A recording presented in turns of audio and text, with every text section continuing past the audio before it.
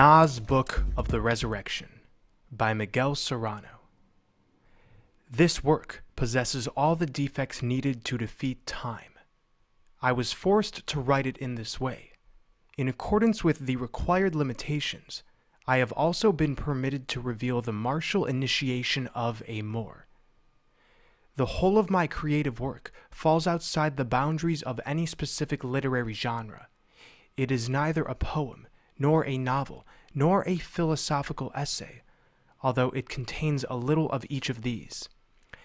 I conceived it within a rhythmic unity of the soul, and it can be assimilated with no more difficulty than that inherent in its symbology and essential obscurity, even by those who come upon it for the first time. In Nos Book of the Resurrection, I have been forced, as I said, to violate the aesthetic formula so as to introduce lengthy semi-conceptual but also symbolic passages which apparently break through the web of a parallel world in order to situate themselves in another one, thus forming the arrows which assassinate time. Of course, they are the defects which are necessary for a grandiose ultimate diapason. This face does not have enough ugliness in it to be truly beautiful. El Ea, Book of Magic Love, the work which preceded this one, sought the reintegration of him and her, the recomposition of the primordial cosmic egg. However, in the initiation of a Moor, which Nos Book of the Resurrection attempts to reveal with great fear and difficulty, I am going beyond the androgynous of the beginnings in search of an absolute differentiation, the absolute personality. I imagine that the ultimate solution is a leap into the void over the Sahasrara chakra from the peak of Mount Meru, where the magic wedding of Siva and Parvati took place. Their union in sacred matrimony is called Gandharva, the Hieros Gamos or Mysterium Conjunctionis. From there, the intention is to reach Sunya, the seeming void, the non-existent flower, the definitive separation of tantric ecstasy, Kaivalya, as opposed to Vedantic samadhi. That is to say, the magician as opposed to the saint and the mystic, the ultimate aim of the Hyperborean initiation of a Moor. The origins of this most ancient martial initiation are lost in the mists of time, if indeed it ever did have any origins, and it is based on the Orphic cosmogony, which is a Hyperborean revelation belonging solely to the polar divinities and semi-divinities, to the white gods who lived at both poles and were later submerged in the interior hollow earth. They are also the lords of the ray of green light, beyond the sun of gold and the black sun. According to the Orphic cosmogony, love drives the cosmogonic eros to break the cosmic egg, which encloses it, dividing the androgynous. Thus, creation is the dance of him and her, seeking and losing each other throughout infinity. There is a mystery which has rarely been spoken of, and then only in a tremulous, almost inaudible voice. The androgynous had a female companion who was not its her inside the egg, but had always been outside it, even before it was broken, before the loss of the paradise of Hyperborea. Hyperborea means beyond the ice and storm. The Book of Genesis calls her Lilith. The Book of Genesis is known to be an Atlantean story which has been adulterated, expurgated, totally mutilated.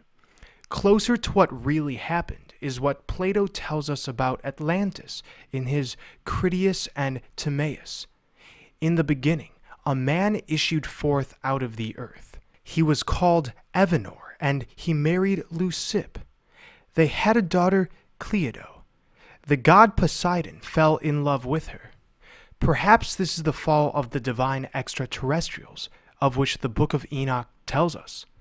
The angels, it says, fell in love with the daughters of men and consorted with them. From them were descended the semi-divine heroes who were no longer immortal. From the union of Poseidon and Cleito were born 10 kings of Atlantis, the eldest being Atlas, who supports the pillar of the sky. After him comes Apollo, who protects the oath and the golden law. Apollo, according to the Greeks, traveled to Hyperborea every 19 years in order to rejuvenate himself. In reality, the Greek gods are the heroes and kings of Atlantis Hyperborea. Poseidon and Cleito produced the 5 pairs of twins who were the 10 kings of Atlantis. The Dioscuri, Castor, and Pollux are one of these pairs. So also may be Jason. At the very least, he is the king of the Grail, like Heracles Hercules. It is important to be able to cast light on the mystery of the twin kings of Atlantis. Is the twin a material entity, or only the double in an astral parallel world? It can be deduced from all this that various levels of humanity exist. The divine humanity of the Hyperboreans, the semi-divine humanity of the heroes descended from the intercourse of the gods with the daughters of men, and that of the animal men, the Sudra, the Pasu, the slaves of Atlantis, perhaps the robots of Atlantis, who somehow managed to survive its sinking. Plato tells us the story of the destruction of Atlantis as if it refers to a catastrophe which occurred a very long time after the immense tragedy that is only recorded in the Akashic register of the universe. Only the divine Hyperboreans escaped from it in their vimanas, or flying discs, going to other planets. To Venus, the morning star. The axis of the earth shifted, the seasons were born, the second earth involuted. The first earth became the hollow interior earth. When the divinities returned, ages later, Lucifer was one of their leaders. They found everything changed. On the surface were strange, unrecognizable beings. Evanor? Lucip? Cleito? Some of the extraterrestrials fell in love with the daughters of men. Lucifer and his hosts entered the interior, hollow earth, where they built the cities of Agartha and Shambhala. There they hoped to be able to recover those who had turned into semi-divinities through consorting with the terrestrials. Because of the impossibility of writing their real names, which are in fact mantrams, we have given them names like Evanor, Apollo, Lucifer, Jason, Lucip, Cleito, and Lilith, which are taken from the truncated mythologies of a more or less recent past. The Edda refer to the same subject as the Book of Enoch and the Mahabharata, showing us that the Vanir and the Asir have extraterrestrial origins. They are the angels of the Book of Enoch, who taught men the arts of building, astronomy, and agriculture, and women to adorn themselves by making cosmetics. Did the Vanir or the Asir consort with the daughters of men? Perhaps they both did. Just like the Pandavas and the Kauravas in the Great War of the Mahabharata, the Vanir and the Asir, who were blood relatives, entered into military strife. The Vanir lived in the north. The Asir apparently came from the Caucasus, led by Odin, or Wotan, the god of the axe. They may have gone down into the second earth from the peak of Mount Elbrus. With them, they took the goddess Frigga. The Vanir had Freyja. There is effectively little difference between the two names. They also had Atlas, who gave his name to Atlantis. He was the supporter of the pillar of the sky above the North Pole, with his head touching the pole star above. Soon Atlas, too, worshipped Odin's axe. From the union of the Asir and the Vanir came the Norsemen, worshipping their Hyperborean ancestors through the symbol of the pillar of the sky, whose real name is Ir, or Air, the root name of the most important of the gods, Ermin, which means power. In the Nordic cult, the tree then became the symbol of the legendary pillar. It is the Irminsul, an ash which stood in the Eresburg, the castle of Air. Charlemagne felled it, while the monk Boniface cut down the sacro-patriarchal oak called Donar in the 1,000-year-old grove. Both converted the pagans by force. The Edda tells us that the sacred tree, which was also called Yggdrasil, was destroyed in the Ragnarok, or Twilight of the Gods. It was the tree of life which grew in that Nordic polar sacred grove. Up its trunk climbed the vine Vidembla, like a fiery serpent, coiling itself around it. The Vitis Vita. The crown of the tree supported the sky and was the sky. Its golden fruits were the stars. In the garden of the Hesperides grew golden apples, as they also did in Avalon, the Insula Pomorum, the island of apples. Apollo and the divine Hyperboreans went there to eat them in order to rejuvenate themselves and return to life as immortals. They were the Aesir, Ask Embla, Asa, Axe, support, axis of the earth and the sky. Polar pillar and also Vitis Vita, the way and the life, the pillar and the life, the tree and the serpent, the pillar and Kundalini. The Tuatha De Danann in the Irish legend are also the Aesir, the extraterrestrials who came down from the stars. The Nordic legends are closer to the great mystery of the point of origin than the Christian and expurgated ones, like the Book of Enoch itself, because the point of origin is to be found at the pole in Hyperborea.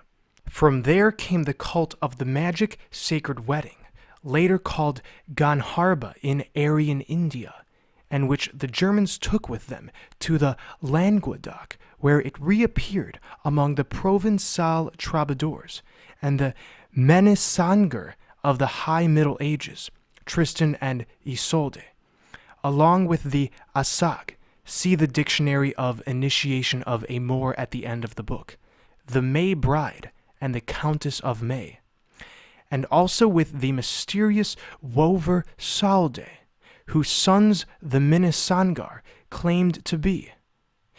With regard to the Hyperborean magic wedding, it should be borne in mind that the name of the god Poseidon comes from the Greek Posis, which means the married one, the husband of Cleito, the betrothed.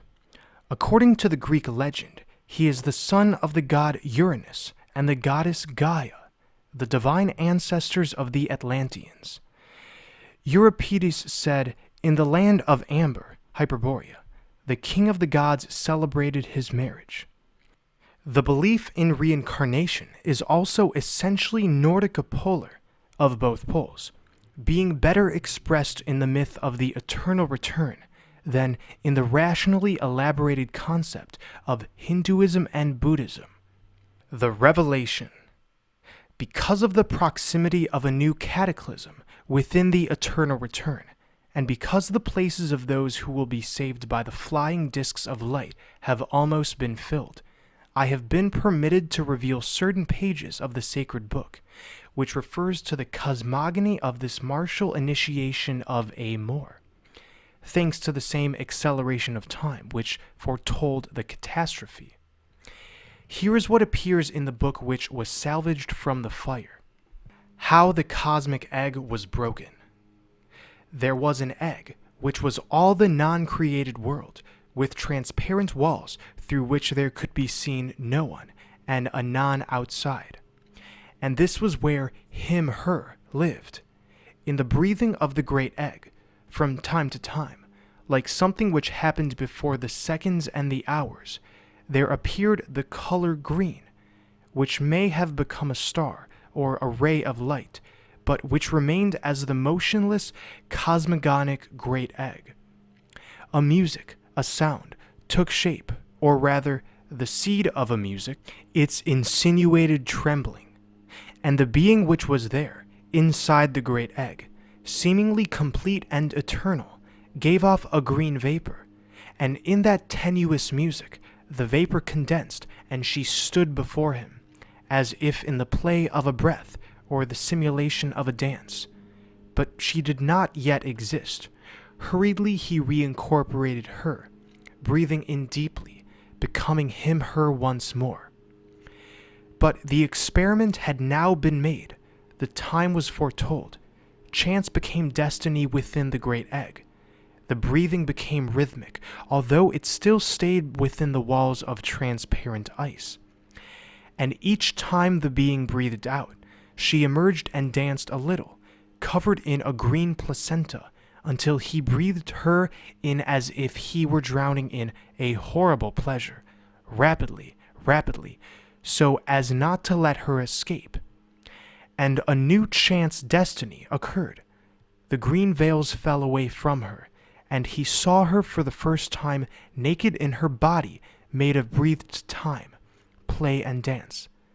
And all his eternity could not suffice him to gaze upon her nakedness, in an ecstasy of green fear.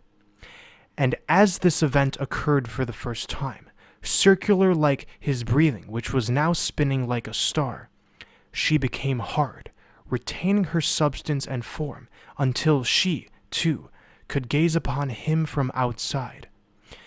And although she tried to return, she could no longer do so, because she didn't fit. She couldn't get in. She was alone for a moment, but in that moment, she realized that being alone could be a pleasant sensation. And she began to dance more and more quickly, and when he returned from his ecstasy, all his efforts to reincorporate her were in vain, because the entrance had become smaller or had closed, leaving the terrible female at liberty, uncontrolled.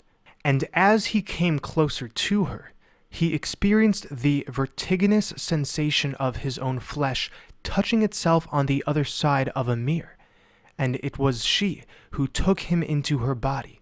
But this was not at all the same thing. It will never be known who smashed the walls of the cosmic egg, whether it was him or her. The egg turned into a star, a myriad of stars, into the music of the spheres. Someone stood waiting as if beside a spring, where the history of the cosmogonic egg is guarded in the secret depths of its impenetrable mystery. It has been said that she was the one who smashed the walls of the great egg, who was the active one, and that he remained motionless, as if paralyzed. But as we have seen, it was he who began to breathe her, projecting her like the image in a dream, so as to see her unfold, beginning the uncertain separation, and to believe that he loved. It was he who invented this almost love. But it has always been said that it was she, the seductress, the green-veiled ballerina, who gave a beginning to the flow of the waters of the river of forms, to the hallucinatory game of looking at oneself in mirrors. But is there not perhaps another hidden being, either inside or outside the great egg, who pre-insinuates the drama? Another being who has discovered the way to get in through the walls of frozen glass. Outside there is nothing but eggs, more eggs, because this drama takes place in only one of them. In the others, there is still the eternity of him-her, like an inviolate act. The her of him. We are coming down from the ray of green light, first to the inaudible music of the black sun, then to the audible music of the sun of gold. And from its light which surrounds us, we have managed to extract the knowledge that the externalized woman does not have a soul or a pre-existence, which would make her immortal, because she was projected. This knowledge drives her to suck in the man, drawing him into herself, repeating the original event, but in the opposite way, as an even more obscure act. He will soon become the sun, prolonging within the species the possibility of the eternal return, the turnings of the wheel, so that the hope of reintegration can continue, and the longing. She perpetuates herself in reproduction, conserving the increasingly tenuous hope of resurrection and of becoming immortal. However, solely through his immortality can she become immortal. This mystery is revealed only to a few in the initiation of the Grail, that stone which fell from the ray of green light, the cup of eternal life. There are two types of women: the seductress, who wishes to go on dancing outside so as to imagine herself alive and with a soul, enticing the warrior in order to desecrate him, and she who places her eternity in the hands of her lover, who dies so that he may live, because she believes in him with faith and love, imagining that if he regains his eternity, he will make her immortal too. Whoever has the good fortune to meet this woman should respond to her with loyalty and honor, and should one day try and return through the walls of transparent ice, beyond the cold and the storm, because she has staked her immortality on his.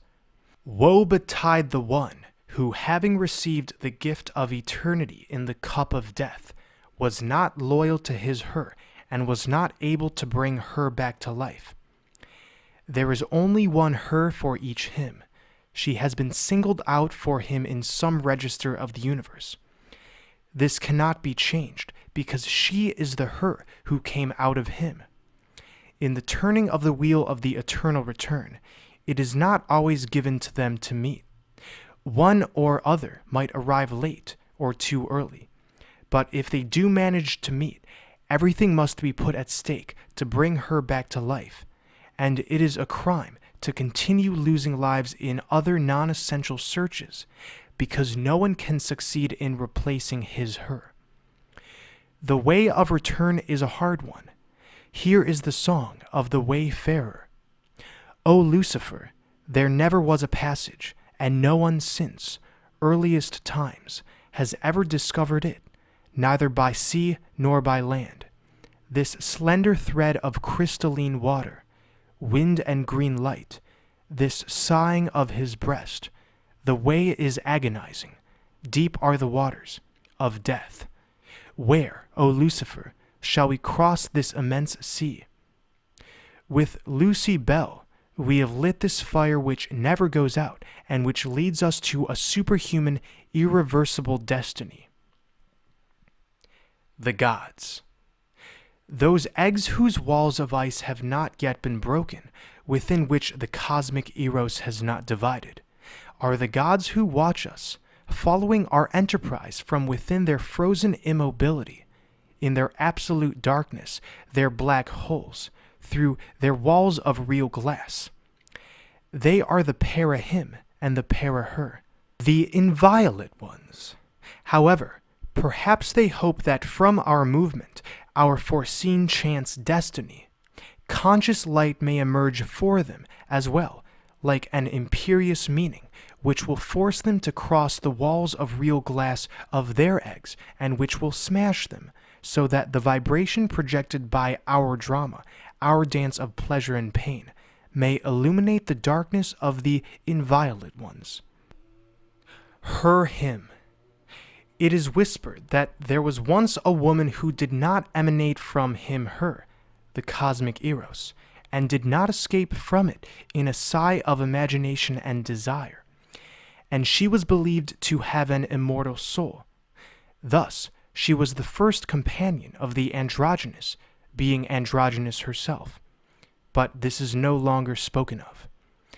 In the darkness of the primordial egg, this darkness is only so for whoever is looking at it from outside, because this darkness is a different kind of light, submerged in fury. Whoever is inside it only sees through blinded eyes, through the frozen glass, from one pole to the other. Her sees him. Him, the first companion of the cosmic eros, has never been heard of again, and it is better so. The illusion of a return to her, and the possibility of reabsorbing her into oneself, becoming frozen forever, was believed in. Has it ever been successfully achieved? No, because it is still being sought on the outside of women in their physical bodies. It should be known then that in reality, the solution is to be able to bring her back to life, to resurrect her within his soul. However, once the great egg has been broken, nothing can ever be the same again. The way back never reaches the same point in the turning of the spiral, and she will never again go back inside him as she once was before the beginning of time. Now she will lose herself outside at speeds which reach the other side of light. But eternal love has been created. The secret. There is no single species of woman in the world. When the egg of him-her was broken, her-him watched the event from within her city of blue-green glass. She couldn't resist following suit, and so she, too, smashed her wall and projected her own him. And now we have a divine woman who is also seeking her lost totality within the circle of the returns. She is not the primordial and illusory female. She is the woman who leads the elect to the heaven of absolute love. Her him has also put everything at stake, risking her mortal him, projecting him into the irreversible enterprise.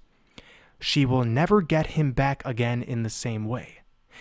And in the immensity of the universes, it is difficult to know how this story will end, and whether both will be capable of smashing still other walls of even thicker matter, succeeding in loving one another in such a way that a para-love which occurred on the other side of space and time can reach an eternity of another light, thus modifying the monad, illuminating the darkness of the primordial egg in a different way.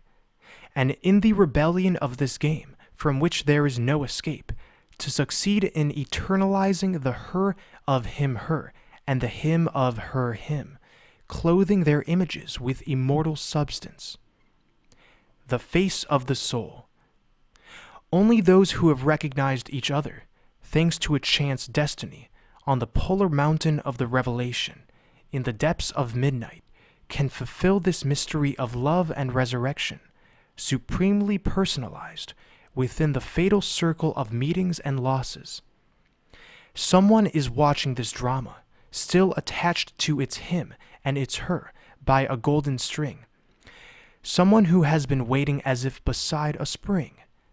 And if love triumphs, not only will they have been immortalized, reaching a world that is even more glorious than that of the gods, but they will also have a given face to him-her and her-him, illuminating the non-existence of the black sun with the light of this other world. Because through drinking the liquor of eternal love in the grail of green stone, they have been able to penetrate the virginity of their own and each other's monads. The circles of return. In the initiation of the warriors of Amor, the aspiration is not to achieve the androgynous, but the absolute man and the absolute woman. The woman dies. She is dead. She must die in order to return to life. She is the warrior's companion, existing only in his mind, in his spirit. Only with the memory of his beloved in his heart can the initiate achieve the grail. In the warriors of the order, immortality passes from the species to the individual, accompanied by an incurable sterility. Because he who continues to procreate children of perishable flesh cannot resurrect. The signs of the Immortals is the square pupil. Look closely at the eyes of every traveler you meet, lest an immortal cross your path and you fail to recognize him. You have the impression that you have heard these words, seen the fire that consumes and illuminates each of these pages, and had the vision of the cosmic egg before. And this is so, because the great egg is to be found inside another still larger one, which has never been broken.